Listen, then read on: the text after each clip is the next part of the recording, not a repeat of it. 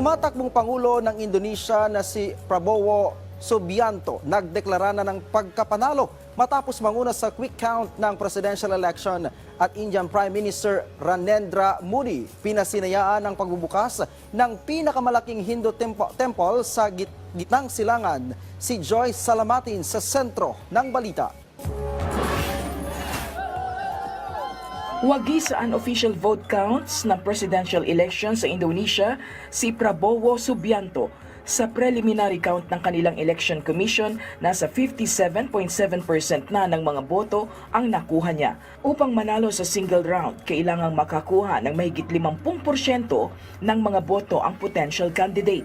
Dapat din manalo siya sa hindi bababa sa 20% ng mga balota sa kalahati ng mga lalawigan sa Indonesia. Inaasahang sa Marso, lalabas ang resulta ng unang round ng presidential election sa Indonesia. 2 beses nang tumakbo sa pagkapresidente ang Indonesian Defense Minister.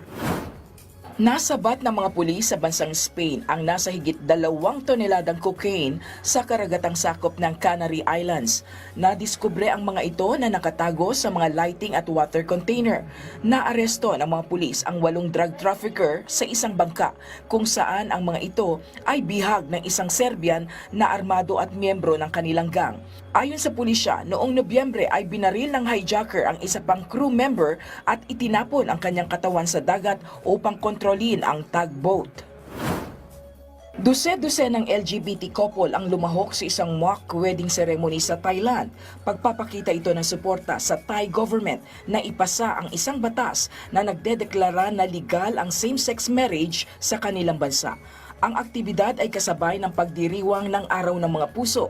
Sa oras na maging batas ito, ang Thailand ang unang bansa sa Timog Silangang Asya na kumikilala sa same-sex unions. Sa United Arab Emirates, pinasinayaan ni Indian Prime Minister Narendra Modi ang pinakamalaking Hindu temple sa gitnang silangan. Binati ni Modi ang libu-libong katao na dumalo sa nasabing pagtitipon na tinawag na Festival of Harmony.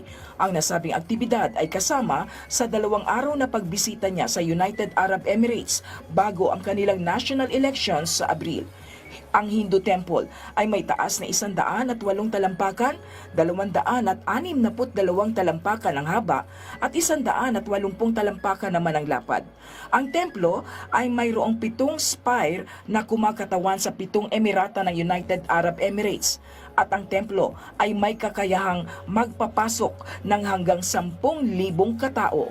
Joy Salamatin para sa Telebisyon ng Bayan sa Bagong Pilipinas.